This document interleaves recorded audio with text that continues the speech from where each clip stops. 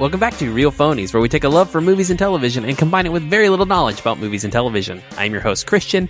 Join me are my co-host, Joseph. Hello. And Jehu. Cacao! The cacao has stayed for a little while. Yeah.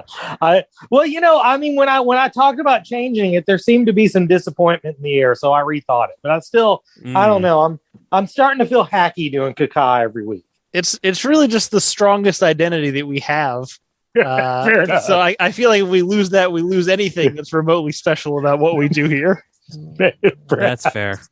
This week we are doing a audience submission, which is movies starring animals, movies featuring animals. I'm not quite clear on the assignment. I could actually read the email, but I think it's kind of both. I interpret it as movies where the animal is a central part of the story. So, okay, here's my question. I'm going to rapid fire a couple of question marks I had. Yeah. Jurassic Park.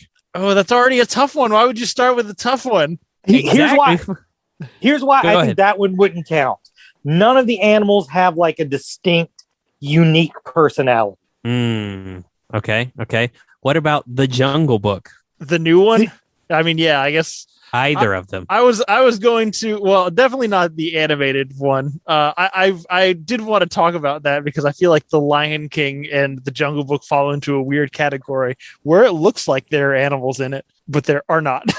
Yeah, I feel like for The Lion King, it would have to be that there's not a human in it. So does it have to have that human lens? Is it like a human's perspective on animals? Is that what quantifies this? Because I agree. I don't think Lion King counts. I feel like it has to be, the animal has to have some sort of presence and like personality that moves the story forward, that, some uniqueness, I think. And there has to be humans reacting to it, is at least how I interpret it and how I was getting ready for this. So then I would say unquestionably things like Marley and Me, Homeward Bound. Yeah. Hey. We have to talk about things, but yes. I'm just saying, just so we can define the parameters of this. Yeah.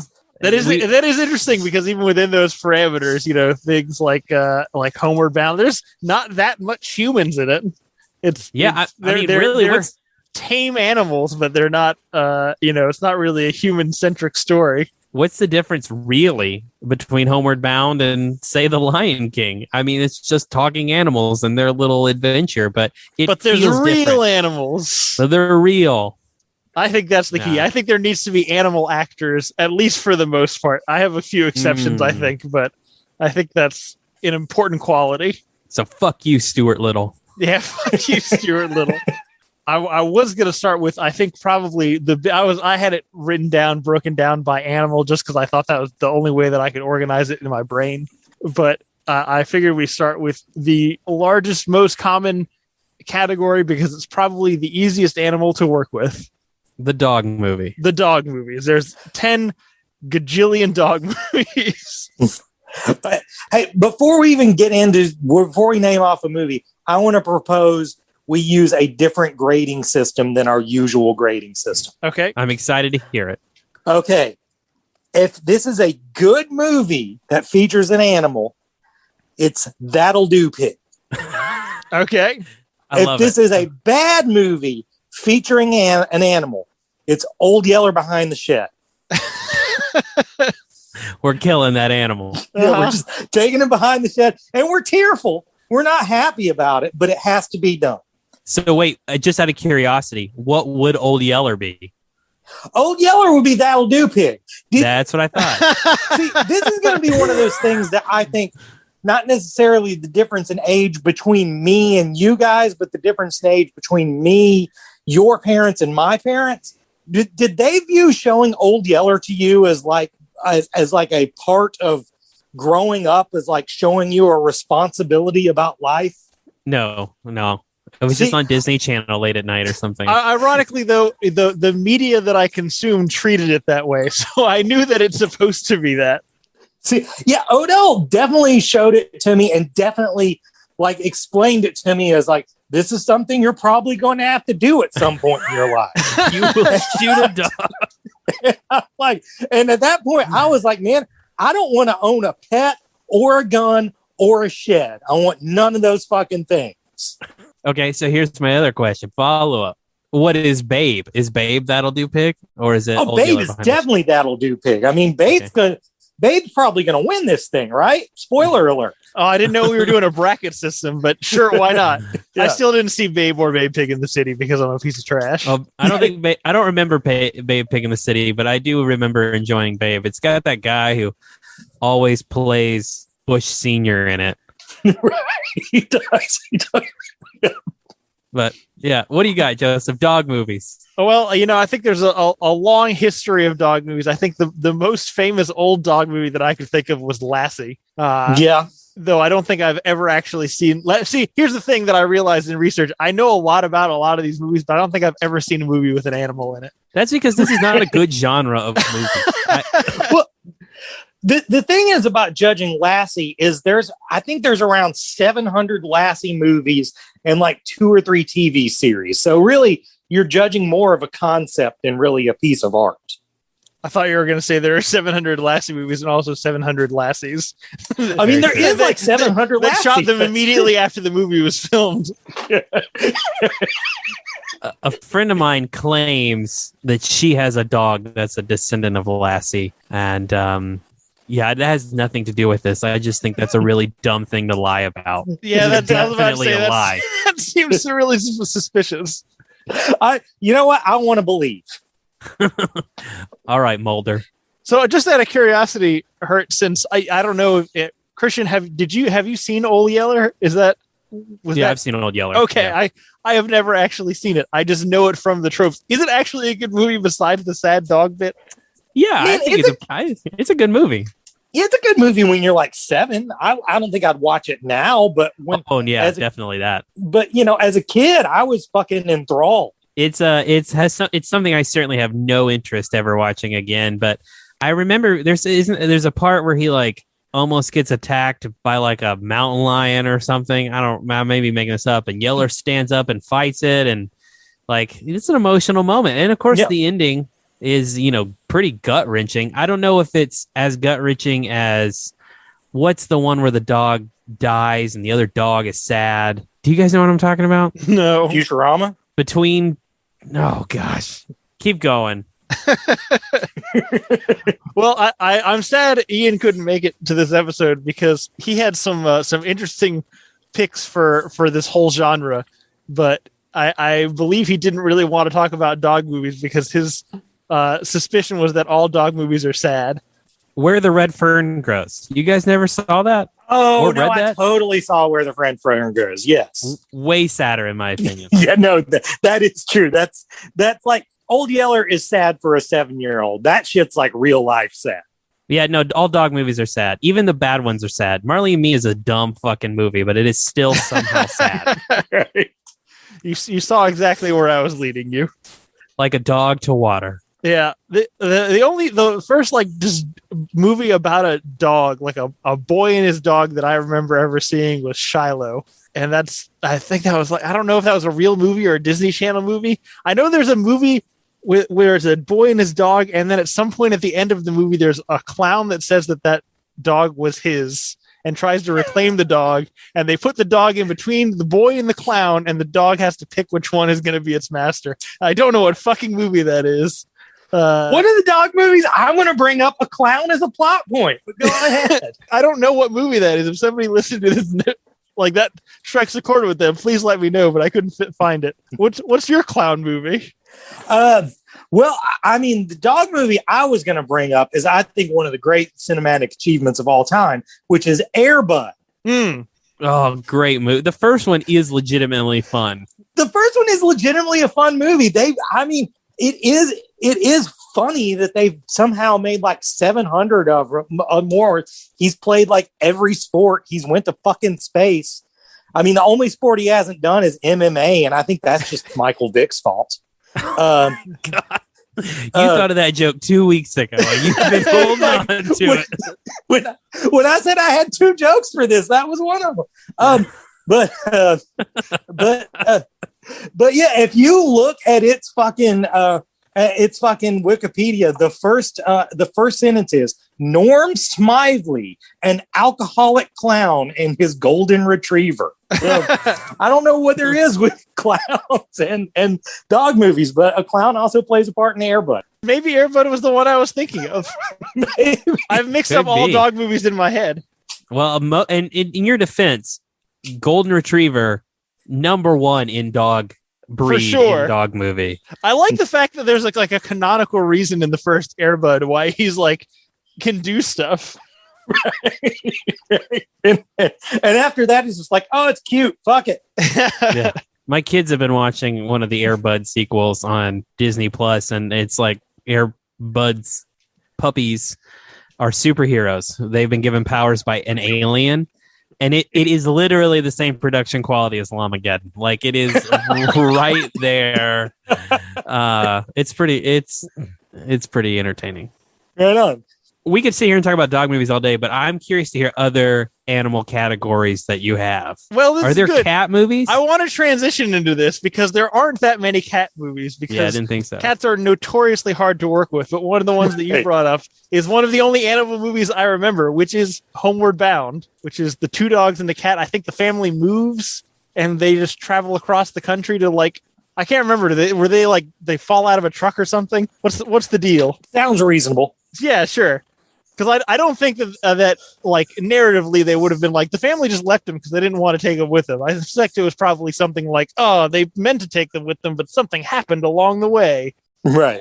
But I remember the things I remember about this is the one dog getting the porcupine pins in his face and then the cat almost drowning, but then surviving in the end, which was once again a fairly harrowing. Something about it happening to animals I feel like is worse than happening to people.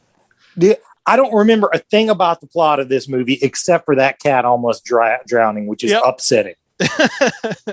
As far as other cat movies, I think probably Christian and I, one of the most famous ones from our generation is Hocus Pocus, which I think is a mixture of there's a definitely a real cat in some, and I think there's probably, I don't know if it's actually the same Salem puppet from Sabrina the Teenage Witch, but it feels like it would be. Right.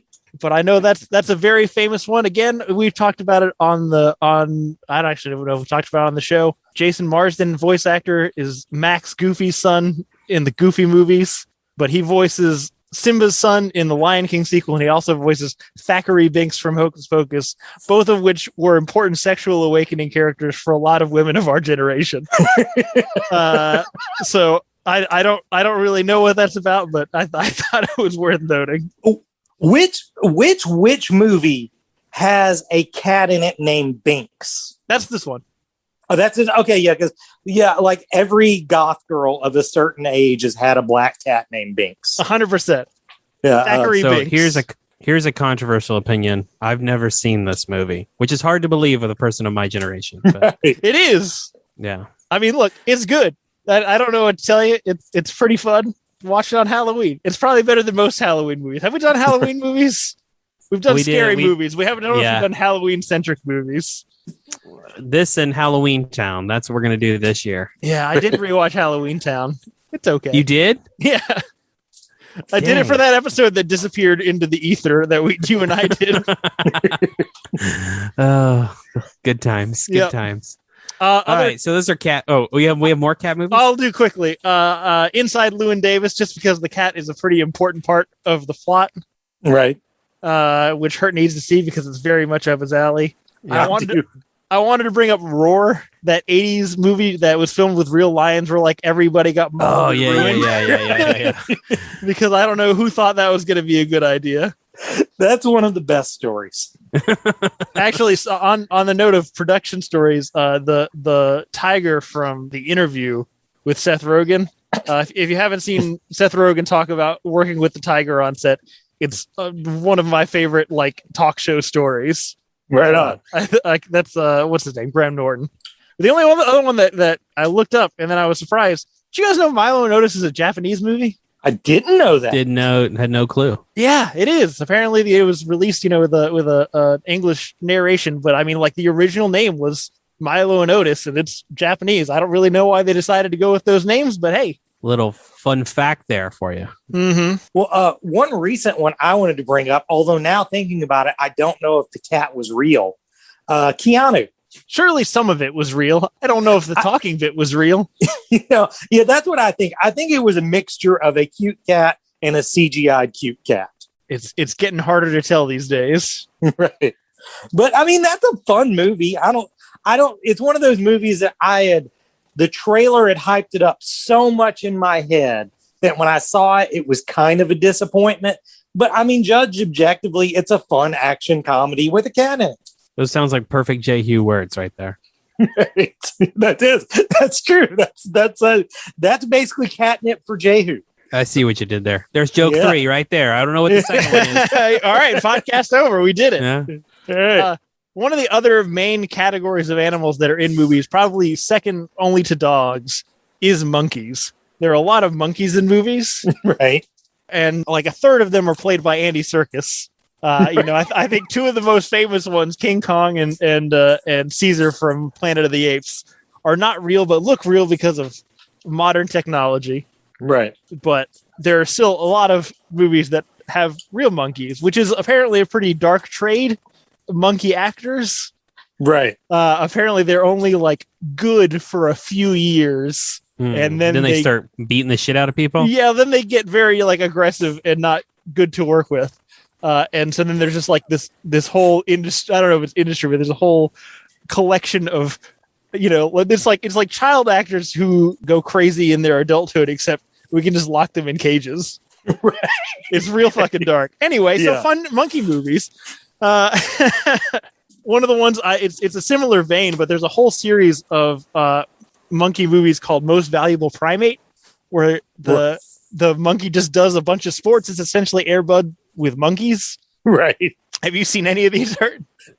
No, I'm just now learning they exist. Oh, yeah, okay. Same here. There's a famous monkey movie where it's a monkey that's living in a hotel and it's not supposed to, called Dunstan Checks In. Oh, shit. Definitely know Dunstan Checks In. Yes. I forgot this movie existed.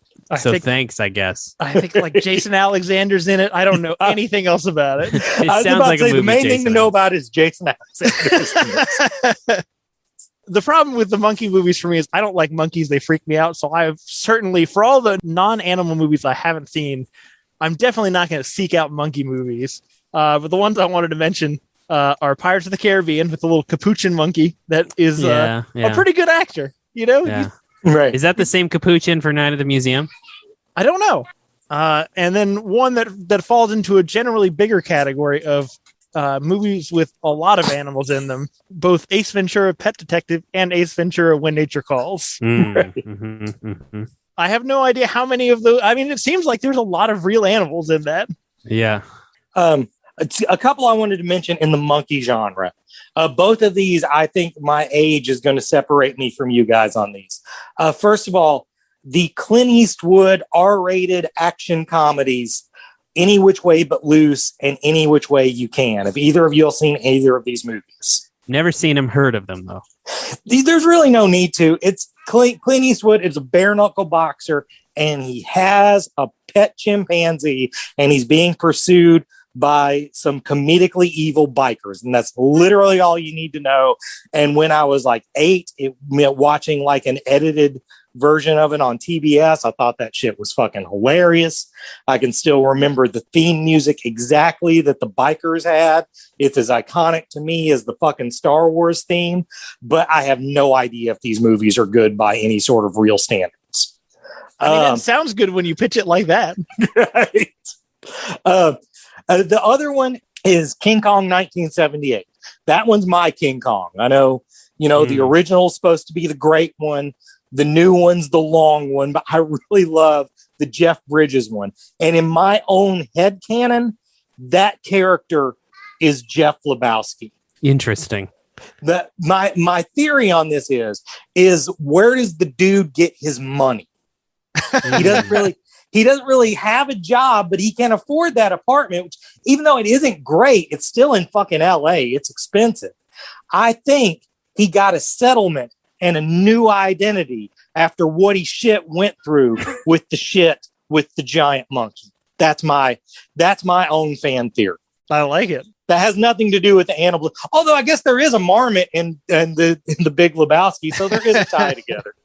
There's a deleted scene in the Big Lebowski where Jeff Bridges' eyes go black as he's staring into the fire and recounts the stories of Skull Island. Yeah, I wasn't going to count any Planet of the Apes or King Kong, but Planet of the Apes would probably win for me. I'm surprised we haven't talked about what I think is arguably the most common animal movie is the fucking horse movie. Well, That's true. That was my next category. I will say my concern coming into this was I feel like largely these movies are made for an audience that is not us. Right. Which is funny because I feel like I've I've never seen like a Black Beauty or a Flicka or any of that kind of stuff. But it occurs to me that like the difference between that and like a war horse is functionally none. Right. It's just about, the bond between, a girl and her horse and a soldier and his horse. But somehow one, like, I don't know, like one gets treated like it's a, Steven Spielberg serious movie and one is Black Beauty, I guess. Right. One is just flowery My Little Pony. Yeah. Neither of them are great, though. The only one that I really liked that I was going back through and I thought of it didn't even show up on a lot of lists that I was looking at is old Hidalgo with Viggo Mortensen. That is a good movie. Yeah, I knew this is where you were. As soon as I brought up horse movie, I was like, Joseph's going to say Hidalgo. We've been doing this for too long. Yeah. One my kids introduced me to recently, really my wife, because I didn't know it existed, is called The Diving Horse. Which is like a early 90s Disney film. And apparently a true story. I wasn't aware of this was a thing, but back when circuses were really bad about abusing animals, they would make horses run up ramps and jump off of them into pools 40 feet in the air. Oh. And yeah, that's what this movie is about. It's about a girl learning to jump on the horse as it jumps from the air into the pool as people watched. But yeah, it's worse than Transformers. It's definitely Old Yeller Behind the Shed. I forgot to use our rating system. Most of these are Old Yeller Behind the Shed is the problem. Actually, most of these have been more like, I think I remember this. Well, that's fair. Like, I don't know if we can make a good judgment on something that we're not even sure if we remember seeing. I don't feel like that's ever stopped us in the past. That's a good point. I just remember there was a movie called The Horse Whisperer, which I'm sure is fine, but I feel like we've mined about as much as we need to mine here. Right. Yeah, the only thing I wanted to add, and this isn't really an opinion, but wasn't that Art of Racing in the Rain? Wasn't that actually a dog movie? Am I misremembering that? I didn't watch it, but I mean, the trailer made it seem like it was. Yeah, I just was curious if that's what it was because I couldn't remember. Yeah, I don't care a shit about these movies. I only watch them because I have children. Well, good. I'm glad. I'm sorry, Susie. We gave it our best shot. I'm giving this podcast Old Yeller Behind the Shed. Yeah, I agree. Well, I mean, I think there's some like, okay, do you think that Anchorman counts in this genre? Like no? Baxter? Yeah, I'm saying no. See, I think Baxter is the main thing that moves the plot forward. He's not what the plot is about, but everything that happens to Ron kind of happens because of the various things that happen to Baxter. I will say in your defense, ate a whole block of cheese and pooped in the refrigerator might be my favorite line of dialogue in a movie ever. Yeah, this is a tough one because there are so many movies where the characters have a pet and obviously they love their pet, but it doesn't. I don't know that makes it a animal movie. And again, there are a lot of movies that are about animals that I don't even know if they like. Again, I don't know that I was clear on the assignment on this one. Sure, but we did it. We did it. We did our best. We didn't even actually talk about Babe. We said in the beginning that it is, that'll do big, which is what else can you say? I guess there is nothing really to talk about. It's a good movie about a guy and his pig. But also the same guy who made Babe and Babe Pig in the City made Mad Max and Mad Max Fury Road. I was not aware of that. Oh, okay. That's an important thing to know. George Miller made both of Babe's movies. I knew that he made Happy Feet, so I knew he could stray far from the genre, but that's awesome. That makes me love that guy even more. Sure. I'm still sad we never got his Justice League movie. I think it would have been terrible, but I would definitely want to watch it. It can't be worse than the Justice League movies we've gotten. It cannot. In fact, I suspect if you strung together the test footage that they already had, it probably could have been just as good. Yeah. And if they would have made it, now in retrospect, we'd have a Batman who's a cannibal. God damn it, I was about to make an Army Hammer joke. You beat me to it. Oh, man. All right, that's Good it. times. We're done. Good times. What have we been watching this past week, guys? I'm going to go quick because I haven't watched anything. A few weeks ago, I mentioned that I was reading Harry Potter, and I think I said I had started Goblet of Fire, which was true, and it took me about, 3.5 weeks to get through that book. Which I bring that up because it only took me about 5 days to get through Order of the Phoenix and Half-Blood Prince. I'm in the middle of Deathly Hallows now. So I'm going to update my rankings and say, without a doubt, Goblet of Fire, both worst movie and worst book. It's terrible. That's it. Right. Fair enough. Well, first of all, before I get into this, I had said a few weeks ago that I had some big update coming, and I want to be clear before anybody gets excited about it. What I mean is there's just something I want to talk a long time about, but I've decided to put it off yet another week because I don't understand how it's different from anything else you ever. Yeah, I know, right? No, this one I've decided I'm going to have to break up into three different. What we're talking does about. This just need to be an episode? Does this need to be Hertz monologue? No, because it would just be me talking about something that no one on earth but me is interested in. It's something I've been doing for over a year, so I have to do something with it. But no, the reason I'm not is because, Christian, you are not done talking. We are going to talk about fucking Bad Batch. Okay, hold on. That's a great point. I want to add one more thing, an asterisk that you reminded me of before you said this about Harry Potter. Okay. My 53-year-old mother is reading Harry Potter for the first time right now. This is what put me on the track of reading Harry Potter. I want to do a special Real Phonies episode, which is just my mother reviewing Harry Potter books. I think that sounds great. I'm here for it. All right, Hurt. The Bad Batch. I watched The Bad Batch. Binging is not really my thing, but I tore through that shit because turns out it is great. I'd said this in the last podcast, but I reiterate that I wasn't super excited about it. I didn't think the backdoor pilot on Clone Wars was that engaging. I kind of thought it was the low part of that last season. And the pilot being so long, the first actual episode, just every time I would start, I was like, I don't want to do this for an hour and a half. But man, I am so glad that it is. Christian, you may know this because I haven't read up, but was this one maybe geared at being for a little older kids than Rebels was? Yeah, I'm not sure the exact age group it's targeted at, because it definitely feels more so for an audience who's watched The Mandalorian. Yes. And obviously that's not 8-year-olds, I don't think, but it definitely is a little older than Rebels or Clone Wars. Yeah, it just feels like the death in it can be very deliberate and murdery, which it doesn't in those. But anybody who's unfamiliar with this, and God, if you've never watched Clone Wars, then this is really going to be uninteresting to you. But a group of 5 of the clones are, allegedly defective, which gives them these special powers.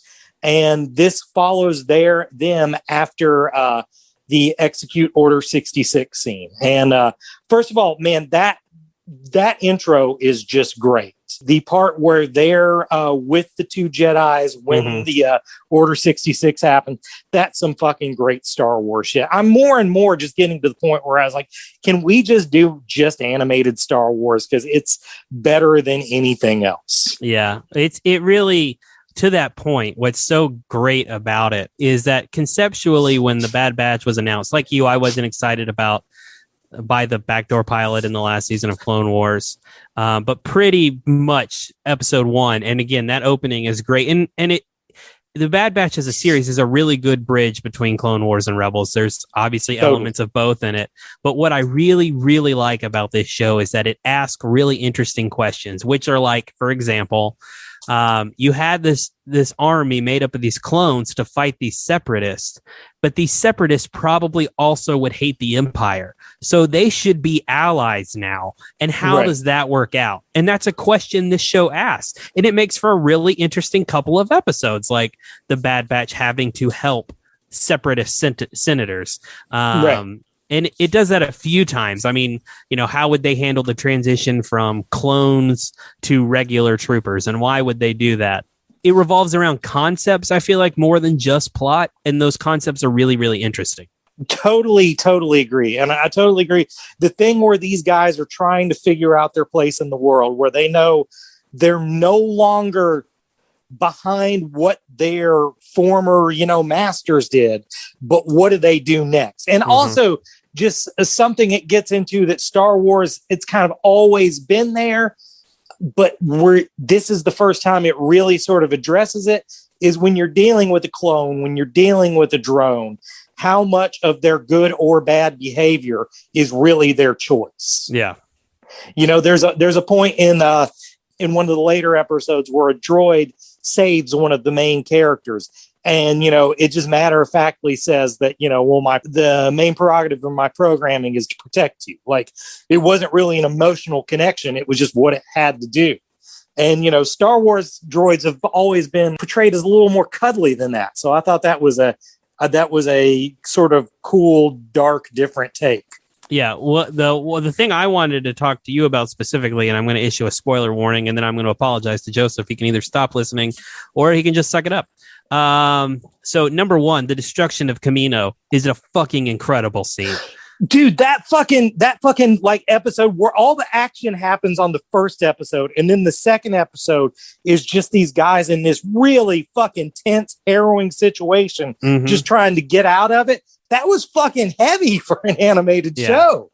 The end of that first part, and the Star Cruisers are just like blasting it, and that they're in there and they can't get out.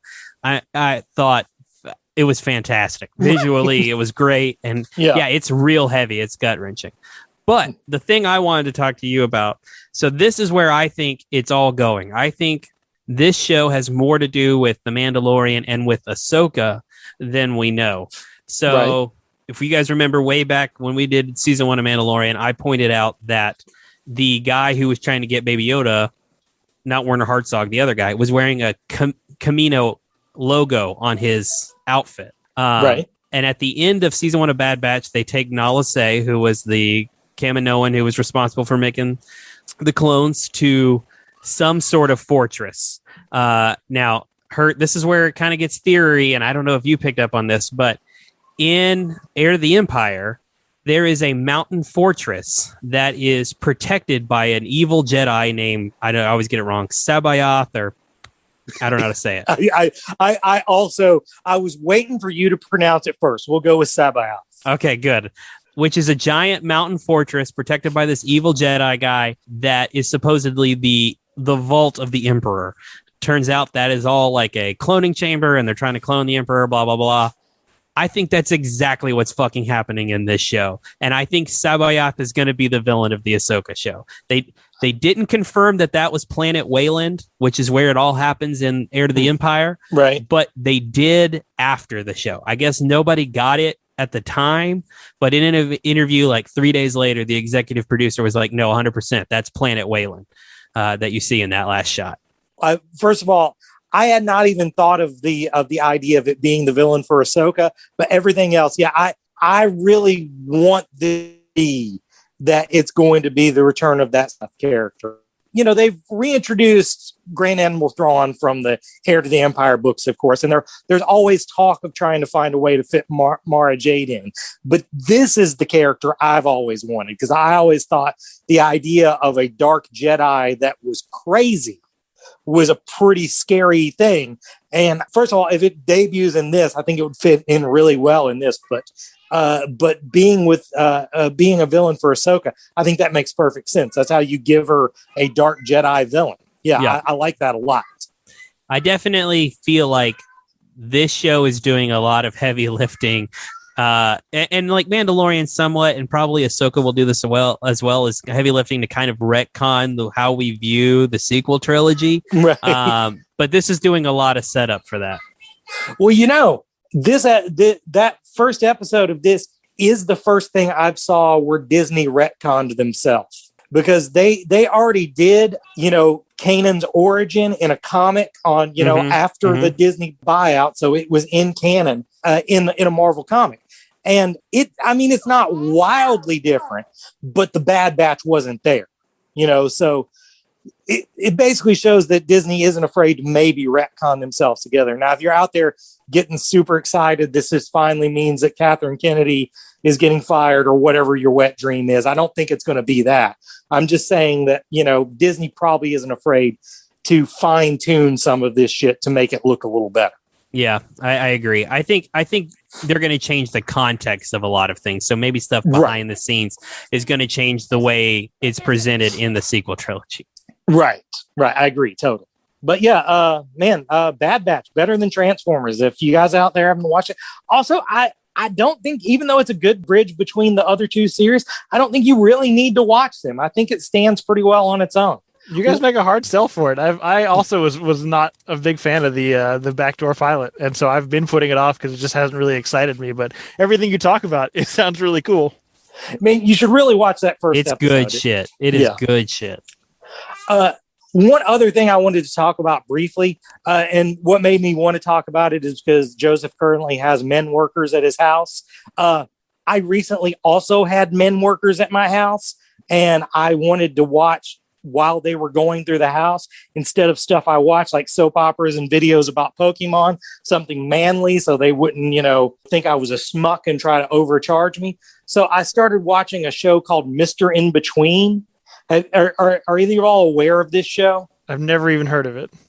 I think that's a problem. I don't think anybody has heard of it. It's a FX show about a, Australian hitman, and it's only a half an hour. You can fucking breeze through an episode, but it's a half hour like crime drama, which is really pretty unheard of. That is weird and also delightful because I hate hour-long things. Dude, I really think you guys would like it because it never spends too much time on anything. It spends exactly the amount of time it needs to convey its point and then on to the next thing. No one in it is pretty. Like I'm not saying they're ugly, but there's like everybody in it just looks like people. And I really fucking dig that. I'm a little fascinated as to its origins, and I haven't really found out a lot about it. But apparently this dude, his name is Scott Ryan.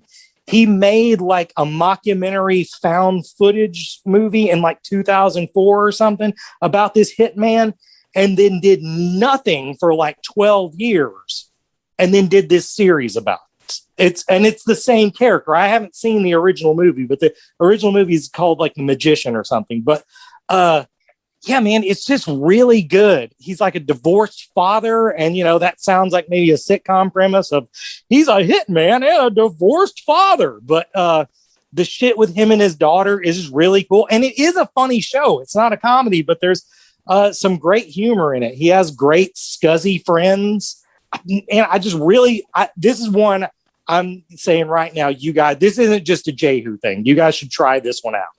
It's if you got Hulu, it's on Hulu. They're only a half hour. You can't lose much by giving it a shot. What's the name of it again? Sounds good. Mr. In Between. Mr. In Between. Just out of curiosity, how did you get turned on to it? I think at some point, because I thought about watching Justified while they were here. But Sarah wants to watch Justified at some point, so I didn't want to start it again without her. And I think I just Googled shows like Justified, and I think this came up because Denny Crowe is in it. And Denny Crowe's Australian in it. Is he really Australian? I don't know. He's convincing as Australian. Yeah, I don't know either. But yeah, no, it's pretty fucking good. Cool. That's all I got. Well, I haven't watched anything I would care to recount. I did a similar thing, in that I was trying to find anime all day that I was like, if somebody popped in on this, are they going to judge me real hard? Which really just meant I just didn't watch anime. Right. But no, the only thing that I wanted to note, I finally started watching and mostly caught up on Hard Knocks. The newest episode just came out last night. I haven't seen that one yet. For those who don't remember, Christian talked about it a few weeks ago. It's a NFL produced series. They follow a bad team, a team that hasn't had a lot of success during their preseason, and kind of highlights what their narratives are this year. And they focus on players that are kind of like not necessarily like they do some stuff with the star people, but they also do stuff with like the people who are just like looking to make the team, to get a job, to really just hold on to their dream of playing football and whatever. I've pitched this to you, Hurt, before, because I like this show and so much I feel like of the way that NFL is promoted now is inspired from wrestling, but this show I feel like is very much a culmination of it, where like I feel like the behind the scenes stuff is sold more than the actual games, if that makes sense. Right. It doesn't really matter what the scores are, who makes whatever. It's more about like, okay, how does what happened on the field affect who's going to make the team, who's vibing with who? I don't know. And this is how like the writing about football is also. It's not necessarily about performance. It's about behind the scenes, back office drama. And I really dig that. It's fun. The thing I think is really interesting, this show as a whole is incredible quality. It has been every season that I've seen it. Just the production value is really amazing. And the fact that each team and the NFL gets total cut rights on it, and it still comes out like consistently good every year, blows my mind. The thing that cracks me up in general each year is because the teams get final cut right about, like they get to choose what doesn't go in and what does go in. You really get to see the personality that the team wants you to see. And that's this is the second time that the Dallas Cowboys have done one of these shows. They did an Amazon show a couple of years ago the same way. And it's amazing to me, like Jerry Jones, I think we talked about him. I can't remember what Christian said. I think he said he's not a person. No, he said Mike McCarthy's not a person. Yeah, Mike McCarthy's not a person. Yeah, Mike McCarthy. Which I still stand by. Mike McCarthy's not a person. But no, it's so funny because they show footage of young Jerry Jones, and he reminds me so much of the traditional way that Norman Osborn is drawn. And it's an apt comparison, I feel like. And like watching it is just amazing because I think he wants to be seen. He's, like 78 years old. He looks like he's 140, and he like wants to seem like I'm the guy making all the decisions. I'm the one making the most profitable NFL team in the world. But man, he just makes himself look like such a fucking asshole.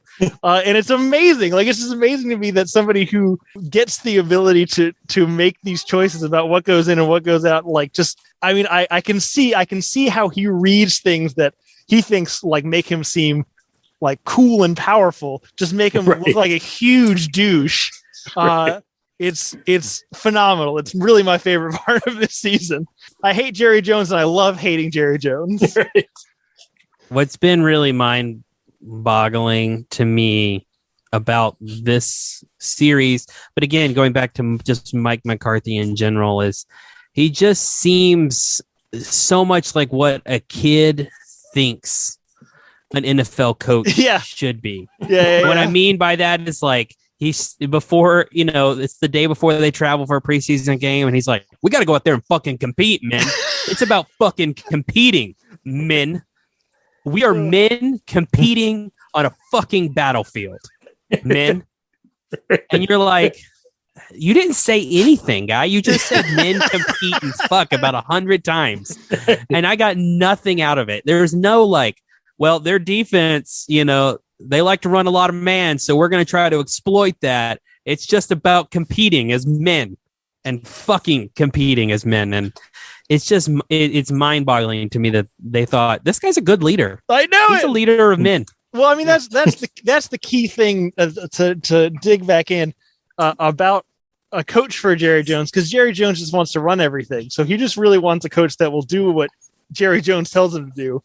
Which is also funny because if you watch this series, and I don't recommend the Amazon series because it's not great, but you find out that the whole front office is run by his children, which you think would be like just a nepotism thing, which I think it is to some degree.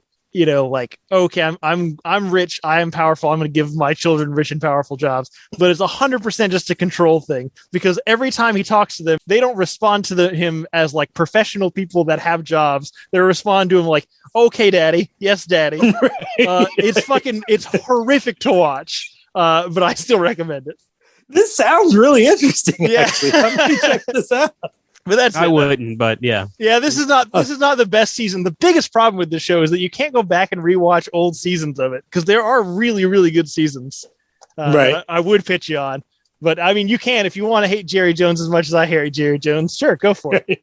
There is one way I would recommend doing this, which is either in the first or second episode, Ezekiel Elliott goes on a rant about his gooch being dry, which is itself already great. But then Liev Schreiber has to narrate That's true. Which is even better. That does sound pretty solid. Anyway, that's it. That's it for this week. Shit, this went way longer than I expected it to. Actually, I got one more thing I want to mention. Okay, I forgot to mention this, Jim. I'm all caught up on Ted Lasso now. That's still the best show on television. The most recent episode, I really was set to hate it. It has like this rom-com gimmick that they introduced in the first scene. It's like, this is going to be hacky and dumb. And then by the end of it, it had genuinely emotionally touched me. If you're not watching that show, you're dumb.